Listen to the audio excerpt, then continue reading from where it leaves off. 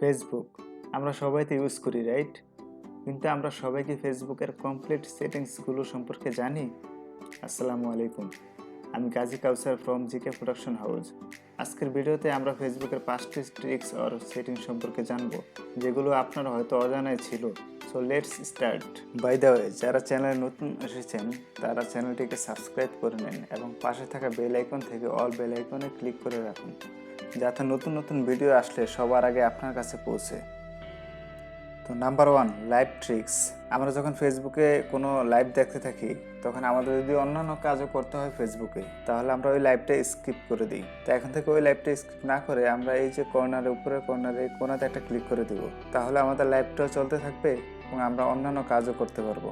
Number 2, autoplay. Normally আমরা যখন Facebook browse করি তখন আমাদের সামনে অনেক ভিডিও চলে আসে যা অটোপ্লে হয়ে যায়, যা অনেকটা বিরক্তকর। তো এই বিরক্তকর থেকে বাঁচার জন্য আমাদের চলে যেতে হবে 3 ডটে। 3 ডট থেকে সেটিংস অ্যান্ড প্রাইভেসিতে ক্লিক করতে হবে। সেখান থেকে সেটিংসে ক্লিক করতে হবে। সেটিংসে আসার পর এখান থেকে ক্লিক করতে হবে মিডিয়াতে ক্লিক করার পর এখানে দেখুন লেখা আছে অটোপ্লে। অটোপ্লেতে আমাদের ফোনটা দেওয়া আছে on mobile data and wifi. এর মানে মোবাইল ডাটা এবং ওয়াইফাই চলাকালীন সময়ে আমাদের ভিডিওটা অটো প্লে হয়ে যাবে। আমরা যদি চাই এখন শুধু ওয়াইফাই দিয়ে রাখতে পারি, অথবা নেভার অটো প্লে ভিডিওসে ক্লিক করতে পারি, যাতে আর কখনো ভিডিওটা অটো প্লে না হয়, ম্যানুয়ালি আমরা প্লে করতে পারবো।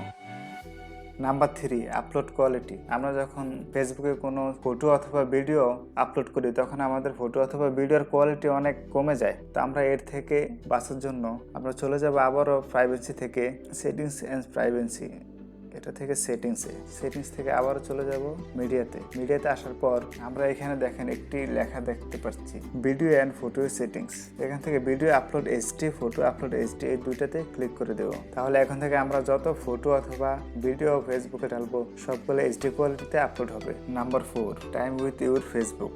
আপনি প্রতিদিন কতটা টাইম ফেসবুকের মধ্যে কাটান তা দেখার জন্য আমরা চলে যাব সেটিংস থেকে একটু নিচের দিকে চলে আসবো।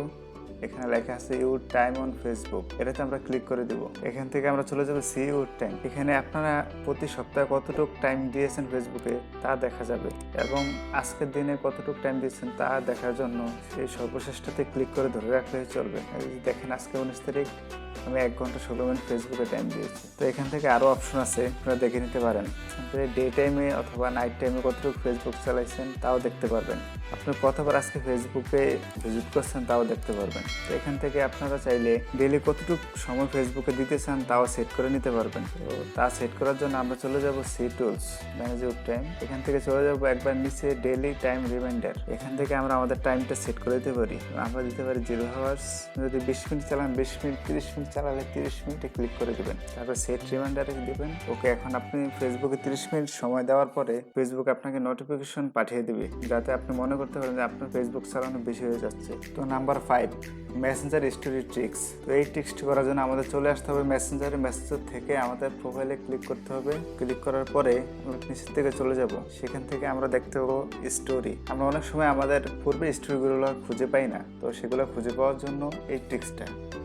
আমরা স্টোরিতে ক্লিক করে দেব এবং সেখান থেকে চলে যাব ভিউ স্টোরি আর্কিভ, এটাতে ক্লিক করে দেব। এখন দেখেন আপনাদের পূর্বের সকল স্টোরি এখানে আপনারা দেখতে পাবেন।